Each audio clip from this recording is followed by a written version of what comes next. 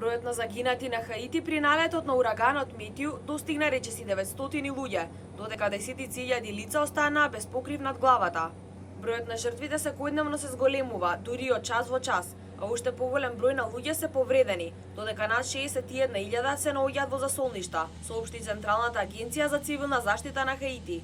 Ураганот Метју зад себе остави хаос, освен загинатите и повредените, огромен број граѓани останаа без своите домови, а целосно се одсечени патишта кон неколку окрузи. Во меѓувреме ураганот Метју ослабна до бура од втора категорија, велат од Националниот центар за урагани на САД. Брзината на ветровите се намали до 175 км на час. Метју се движи со брзина од 19 км на час и се уште е над југоисточниот дел на САД.